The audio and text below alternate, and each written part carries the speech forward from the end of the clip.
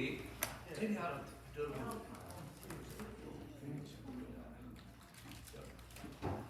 Of the minor prophets, if you start out with Hosea, go to the fifth one down in the minor prophets. Anybody know where that is? Hosea, Joel, Amos, Obadiah. What's the next one? Jonah! Jonah. The book of Jonah. Interesting. I'm not even going to talk about Jonah and the whale. Interesting. I had this sermon before all of the events of yesterday. I was on Sunday school class. Some of the interesting things about moments in time where we were. I was reflecting, of course, I wasn't around, nor was any of us when Lincoln was shot. By the way, in calculation, my great-great-grandfather would have been alive, Albert Newman. He may have still been in the Union Army at that point in time. I don't know when he was discharged in the Ohio Infantry. But I came 4 generations later, which was 82 years later, when I was born after that point in time. But I do remember some of the other events. I was born, most of us were probably born after World War II. Some may have been during that period of time. Just kind of look at the gray hair and folks around. But then I do remember when President Kennedy was assassinated in November of 1963. I was a junior in high school right up here in West Shep. I was mentioning the fact I was in college when Martin Luther King was assassinated in Memphis, Tennessee. That would have been in April of 1968. I'm kind of a history buff. And then, of course, that summer, so I'm between my sophomore and junior year in college in Nashville. And believe me, there in Nashville, all of this that took place, there was martial law, there was tanks everywhere. You'd be surprised, when things really get out of hand, how quickly the military can show up. It's interesting. But I remember at that point in time, also the summer when Bobby Kennedy was assassinated, the summer of 1968. We know that other attempts were made on President Ford. Ronald Reagan was shot there in the early 80s, and now we see these events that are taking place. And I think there has been a lot of animosity, a lot of hatred that has been projected, whether you agree with somebody or not. I don't think it is proper, nor is it Christian in the sense of voting, shall we say, because you hate somebody. It ought to be because, now I do not agree with the administration. I just do not agree with any of the things. I think, in one sense, I think the devil has had control of Washington for a long time, truly.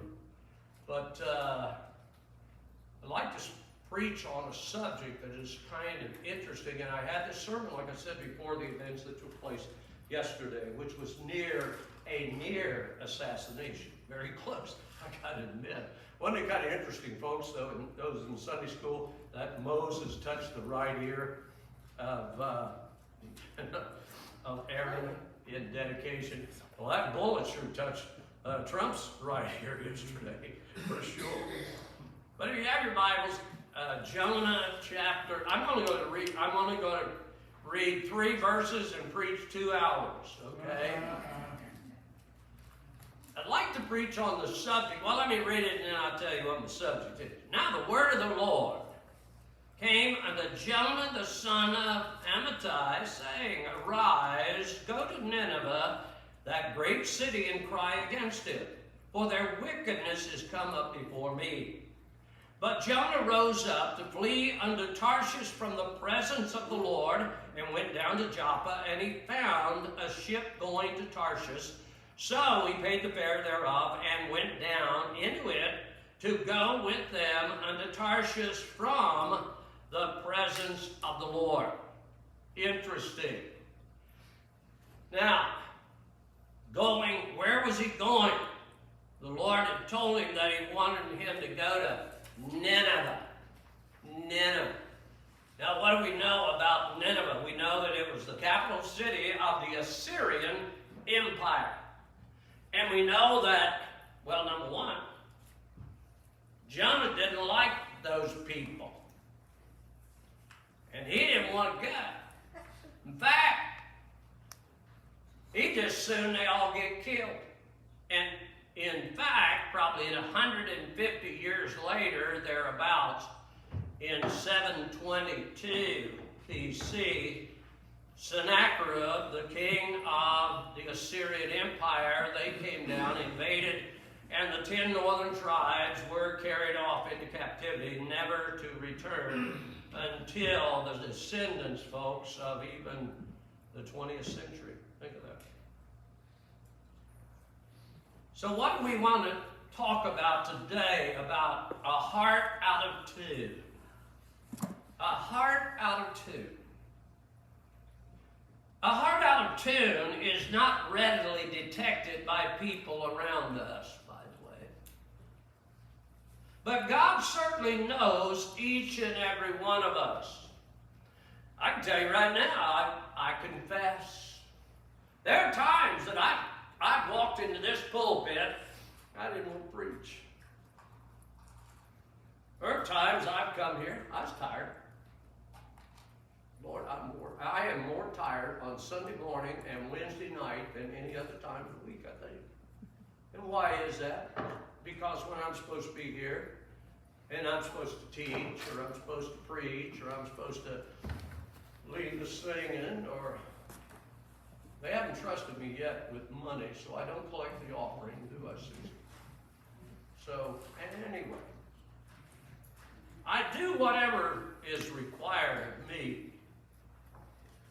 I do. Some of us, as Jerry's here, Tony's here, we go out and we done carpentry work around the church here. We've done a lot of things around here. Now I do know that there are some preachers, we don't want them to do any carpentry. By the way, there are some folks we don't even want to put a paintbrush in their hand. Quite honest. As you come in, by the way, I kept that board, the trim board on the other side as you're coming in here. That was T.J. Burleson's paint job. And it reminded me of why we didn't want T.J. painting. But it always reminded me of somebody. That's okay.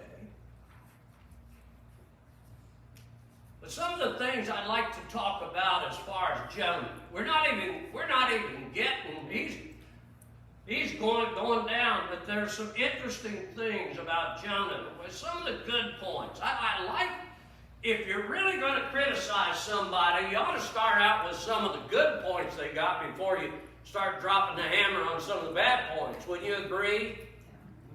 You know? I remember years ago they told a story about this down south. Of course, like I said, I was college educated in the South, and therefore there's some of the Southern culture, and I pastored a little country church out there, and some of the interesting things about people that you meet. They told the story of this guy that was one of the meanest people in the community. Nobody had anything good to say about this guy. He was just an evil man. But then there was this one old fellow that came in and they said, you know, he always finds something good to say about everybody. So they were listening, waiting as he came up and paid his respects. And he looked down at him and he said, you know, old so-and-so, he really could whistle. Well, there's all, think about some of the positives you might, now there's a lot of folks you don't want to hear sing. I just soon not sing, but I like singing. I like preaching. I like teaching Bible study at Sunday school. I like teaching, period, because I taught for 33 years at vocational high school. I enjoyed that. If they wouldn't have made me have to go back to college for another 5-year certificate, I'd probably stayed another 5 years. But, you know, once you get into your 70s, do you think you've learned enough? Probably not, by the way. Every day you ought to be able to think of something you can learn. But back to Jonah. Let's talk about some of the good things about it. The good things. Well, in the very first part it says the word of the Lord came unto Jonah. I think there's one of the things right there. He was on speaking terms with God.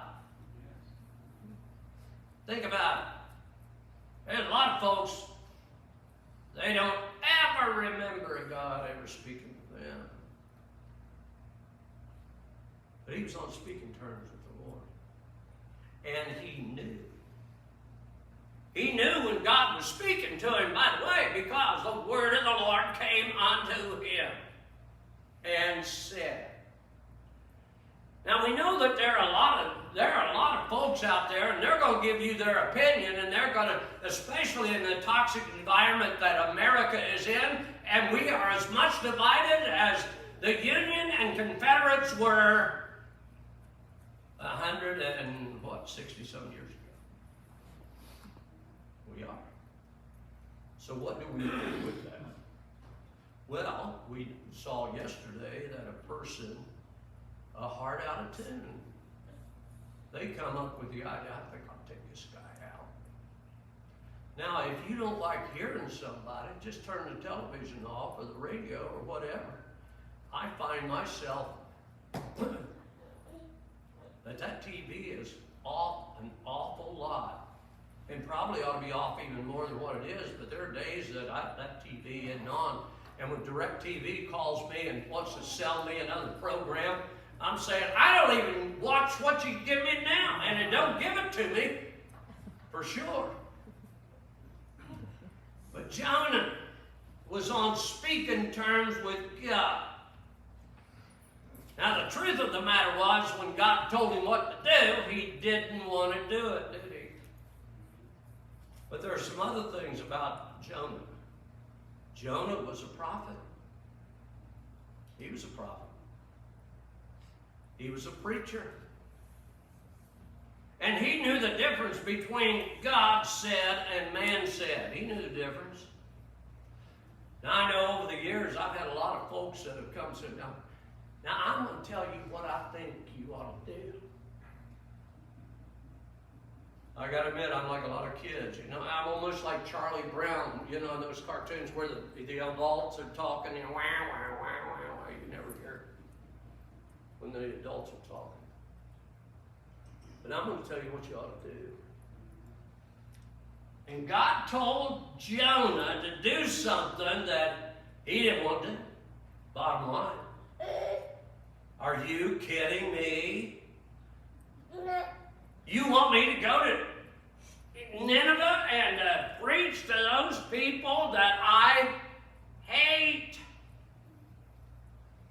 Yeah, I'm sure he was a racist as well. But he was a prophet and a preacher. And he knew when God told him to do something, he knew that.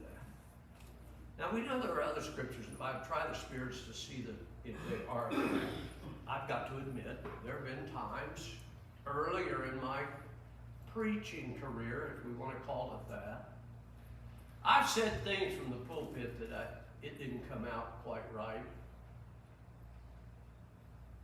Maybe said some things that actually was kind of calloused, or, like I said, may have hurt some folks' feelings that Didn't need to. And I'm not talking about just preaching. For you see, what do you see when you see me standing up here? I don't think, well, you know me, you know my name, we've sat around, you've sat there, many of you, for many years, you've heard me preach. But I really doubt that you really know me. My children, and we talk about it, my two daughters that are here, and I still see them in pictures when they were little girls, and we lived out there in the country, and had that old farmhouse, and their bedroom was off of our bedroom. And I can still see those little girls. Do you remember, I often thought that how would you feel if I was up here preaching and I had a couple of sock puppets talking as well, you know? But then I can remember those little girls, and I would read them stories. And Darlene, she couldn't tell stories like your daddy could she? She couldn't read stories like your daddy could. Because as I was reading stories, I would also give my take on it. So I'm putting in a lot of other things. But I remember those little girls there. I hear their prayers in the night. And then I got Bert and Ernie. I'm talking to them in that way. And I know even as, well, one's in their 40s and the other one hit 50 this year, but I guarantee you those girls can still remember those times. Yep. They remember me telling them stories because I am a storyteller. The years that I have lived now, and I've been in the service of the Lord, read a lot, I read a lot. So at this point in my life, yeah, but let's just put it this way. I know a whole lot more than I did when I graduated from high school. I know a whole lot more than what I did when I graduated from college. I know a lot more. Because I have lived a life and listened to the Lord speak to me. He has called me to do many things in His service. And for that, I appreciate it. But you see, God doesn't get across to a lot of people because their heart is out of tune. They're not in tune with the Lord, and therefore they don't know the voice of God when He may be speaking to them. Jonah knew the difference. Think of that. He knew the difference. He was a Jew. He belonged to God's chosen nation. He knew all the stories of creation. He knew the writings of Moses, the first 5 books of the Bible. He knew all the history of Israel at this point. He knew all of those things. Those are the good things. Well, what about some of the bad things about this guy? He's like a lot of us. Now, wonder what it was after God told him to go to Nineveh. Well, he went the opposite direction. Nineveh would have been north of Israel. Well, he actually probably goes a little south and west. He goes down to Joppa. You're not going to take a boat to Nineveh. It's up there in the plains north of, between modern-day Iraq, which would have been Babylon. So it lay in that region. And if we were to, it's kind of interesting when you hear of where the armies were when we were in Iraq and then in Syria, trying to put down all of these terrorists. And they mentioned the army going through the plains of Nineveh. We know where that region was. Jonah knew better than what he was doing. He knew what God had told him to do, and yet he didn't do it. And by the way, I think it's a good point to bring out. Listen, God, we are people with freedom of will. And what I preached about last week, as Joe, what I preached about last week, I remember you told me in Sunday school. Oh, yes, it was Ephesians chapter 2, verses 8 and 9. Yes, yes. But I preached on freedom, freedom of will, what our choices are, what God has given to us, but then are we willing to exercise our faith to accept what God has given us? We have freedom of choice. And, of course, Jonah is a good example of that. And so are we, because, you see, most of us know better, we just don't do better. Think about that.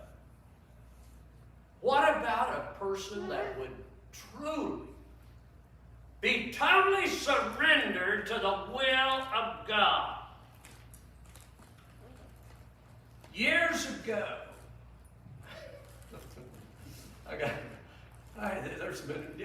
my wife died almost 3 years ago.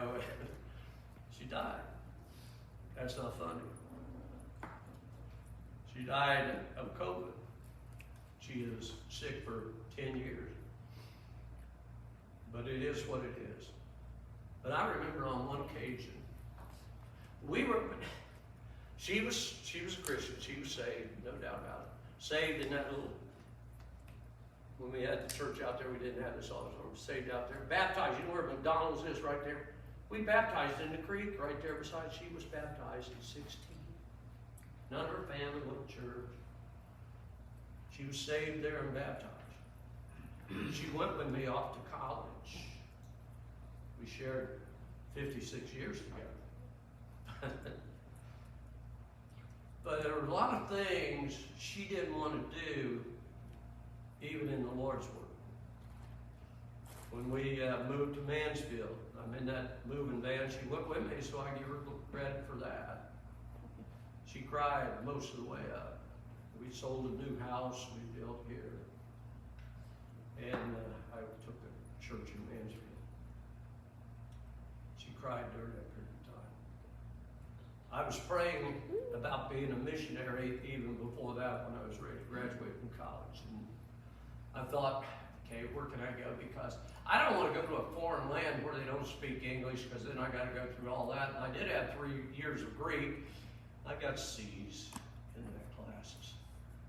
Maybe B's the last year I think. But I thought, maybe we ought to go to Australia. Well, you can imagine what she's saying. Are you nuts? I was praying, Lord, do you want me to go to Australia? And I'm sure she was praying, God, don't let us go to Australia. We don't hear about Jonah's wife, whether he had one or not. That wasn't the point. But Jonah knew better. He heard the voice of God, and yet he wasn't willing to go. And this may not even have been the first time he was doing his own thing, so to speak. We just get this point. You see, the Lord ought not be speaking to us and simply say, he didn't tell me, Jerry, you're the pastor here. You know you need to be going to church this morning. It's Sunday. I already knew that. I knew I was going to church. I think there's some Christians, though, that they wait for the Lord to tell them to go to church. And it's even worse when the preacher used to show up or call them. I don't want to hear that guy. Interesting. But like I said, it may not have been the first time he ever listened or heard the word of the Lord, and maybe didn't do that. But why was he going to Tarshish? He couldn't, so he goes to Joppa in order to get on a boat to go to Tarshish. Interesting. Going in the opposite direction. Well, we could say, maybe he thought, well, Lord, Tarshish, there's people there that I could probably preach. After all, maybe the place isn't that important. Maybe he was going, I'm filling this in now. Maybe he heard there was a gospel sing up there, Ron. I don't know. Going to the gospel sing. Maybe he thought, well, you know, there's a revival going on over there. Maybe I can go over there. Maybe he was going because everybody else was going, and I think that's a lot of folks, they do. They just see what direction everybody else is going. I heard a preacher say one time, you know how a guy, he said, I know how to be a leader. He said, all you have to do to be a leader is just see what the direction everybody's running, and then you just run out and get in front of them. Being a leader. Nobody wanted to do anything where he was. It was time to leave. He wasn't comfortable where he was when God spoke to him, but he thought, well, it's all in the going. So it's just going. And maybe he thought, well, there's probably some noble causes out there that I can do. Noble causes can still be wrong, folks. We may, if we're not doing them when the Lord tells us to. God's will normally isn't the easiest way out. I want us to understand that. We live in an age where you actually hear people on television and news talk about Christians. That is the problem in America. Now, I don't know where you've been listening, and I don't listen that much, but boy, when I hear things like that, your ears perk up. Because when you get back into the early church, you find where that, man, government keyed in on Christians. Christians. We know the first martyr, Stephen, in the book of Acts. He was a Christian.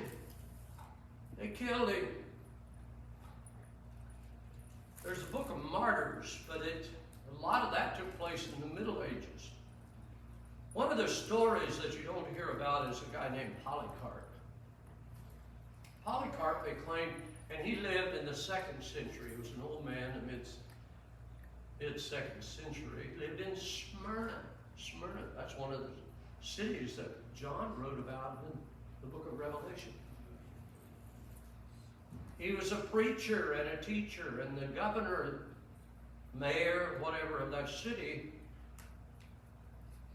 made a decree that they needed to be worshiping Caesar.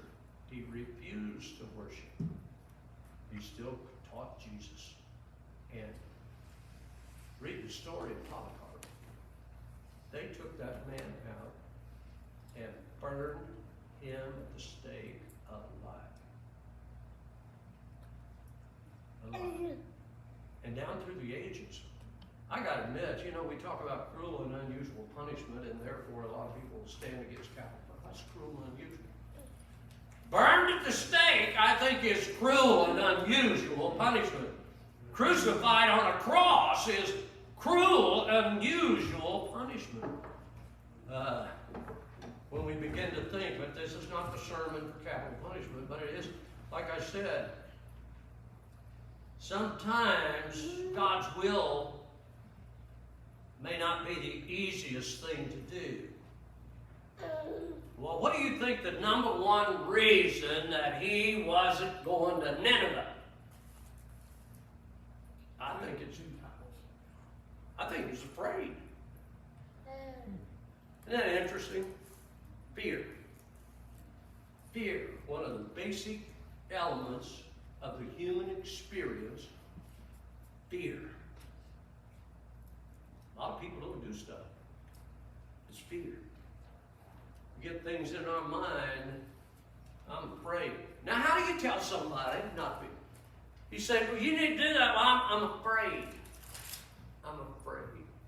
Oh, you don't have to be afraid. Well, that doesn't mean anything. Just because somebody told you not to be afraid, that ain't going to help a bit. Afraid. I think it's will go. And I think he was afraid because we know of what they later did at the capital of Assyria, Nineveh. I like some of the other statements though. Isn't it something? He took off hiding from God. You can run, but you can't hide from God. No way. Adam tried it in the Garden of Eden. The Lord came calling on him. Adam, where art thou? You know, he come and he got some kind of clothes on. He'd been naked. The Lord sees him with that. And when God being all omnipresent, knew all those things, but sometimes even when God knows it, he'll still call us out. Adam tried to hide, but God found him. The story of the children of Israel, they've gone in and possessed the promised land. Moses is gone. They're under Joshua's rule. They'd already defeated Jericho, and now they're going on in to the battle of Ai, and there in the battle of Ai, folks got killed. God said, you got sin in the camp, Joshua. You got sin in the camp. He marched them, all of them through from the different tribes and people, and then they came to Achan. God said, there he is. There he is.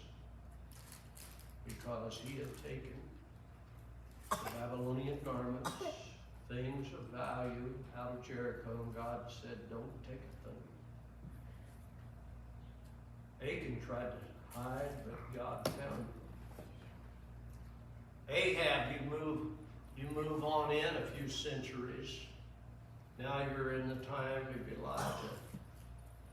Ahab tried it in Jezebel, but Elijah pointed it out to them too. They used law. They used lawfare to take and steal another man's vineyard and property. Had him killed, falsely accused, did all those things. Yeah. But God sent Elijah, pronounced judgment on him. The dogs are going to lick your blood. Oh boy, in the plains of Jezreel. And in fact, that wife of yours, that Jezebel, the dogs are going to eat her flesh in the plains of Jezreel. Read 2 Kings, you'll run across that. Where it actually happens. Yes, the last generation on earth, the Bible says, you read the book, they will run and hide when the Lord appears. Run and hide. Wow. Interesting. When the Lord appears. Jonah, of course, has finally had to accept God's will. Now, when did he accept God's will? He gets on that ship, he goes down to Joppa, he gets on that boat and he gets out there. Now, they're probably, Navy back in vessels of that day, they probably weren't out very far in the open sea. But storm comes up, and they're throwing everything overboard. And then they draw lots. It's kind of interesting, all those things. They draw lots. Say, okay, somebody has really done something bad here, and so we're going to draw lots, see who you're going to have to confess. Well, I got to admit, probably every sailor on there had bad in their life. There's nobody here today that doesn't have some kind of bad in their life.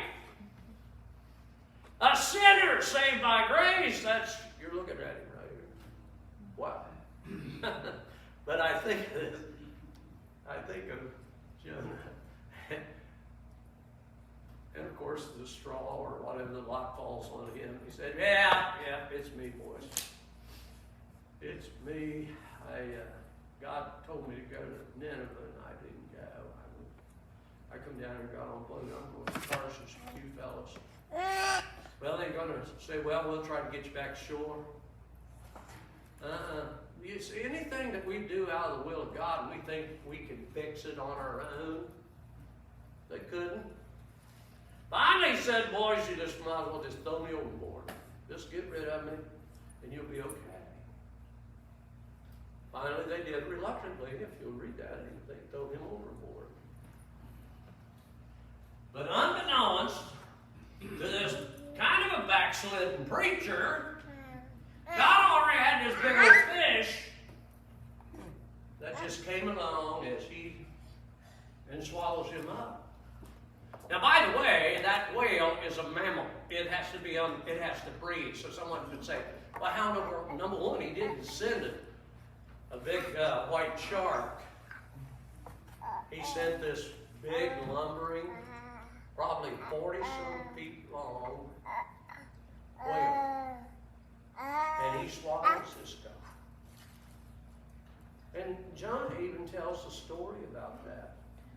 You talk about a prayer meeting. He had one after that time. Read that. Not only is, man, he said, oh Lord, oh, if I only had one other chance.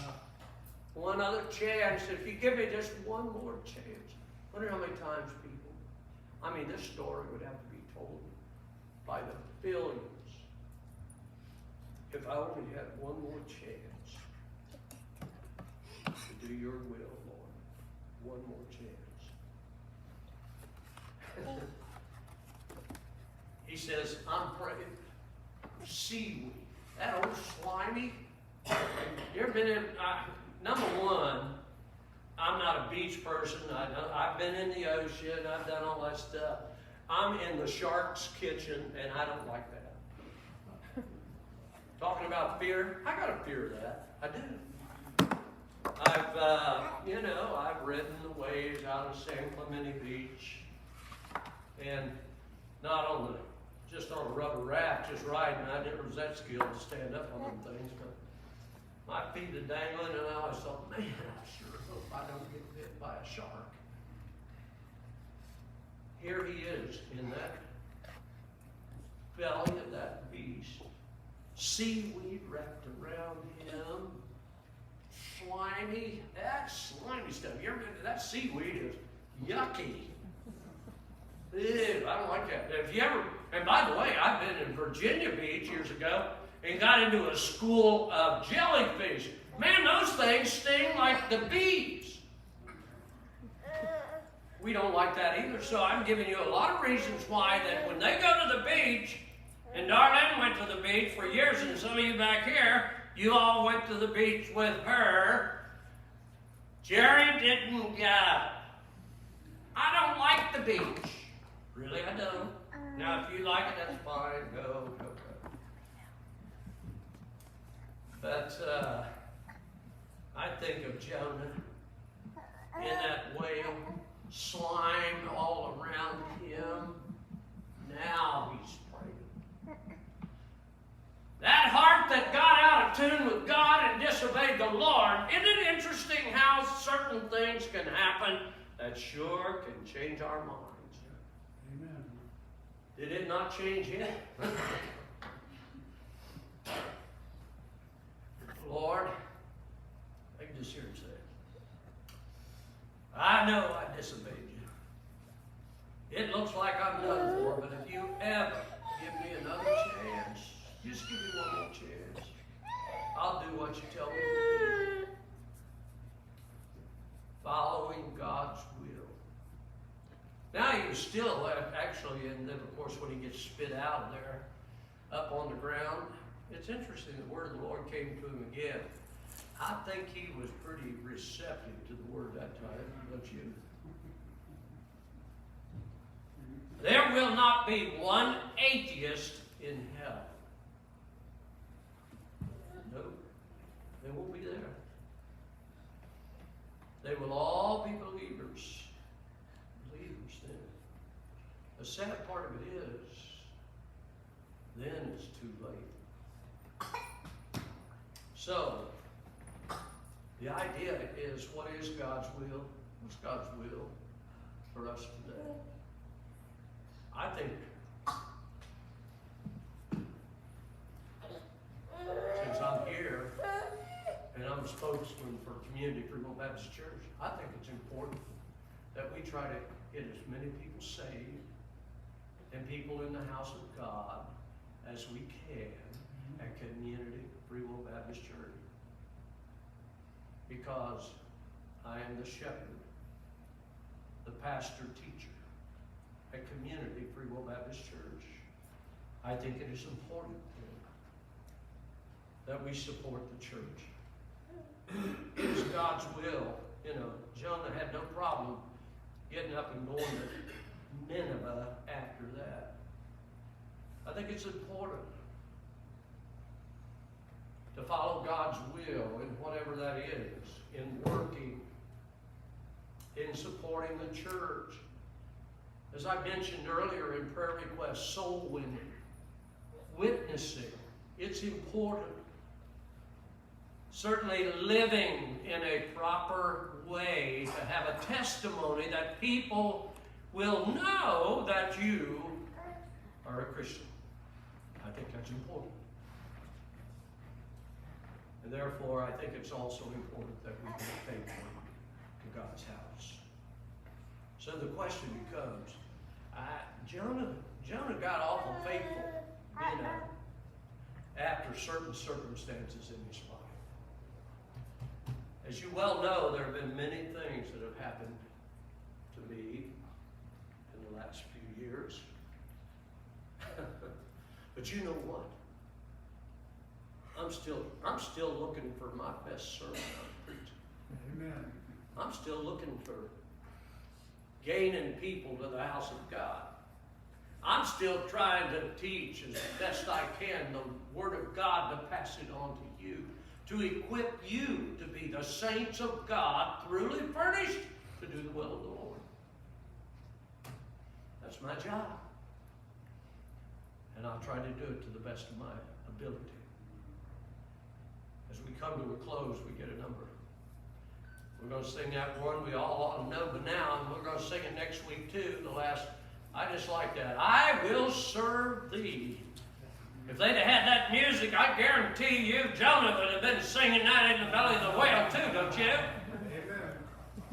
I will serve thee 508.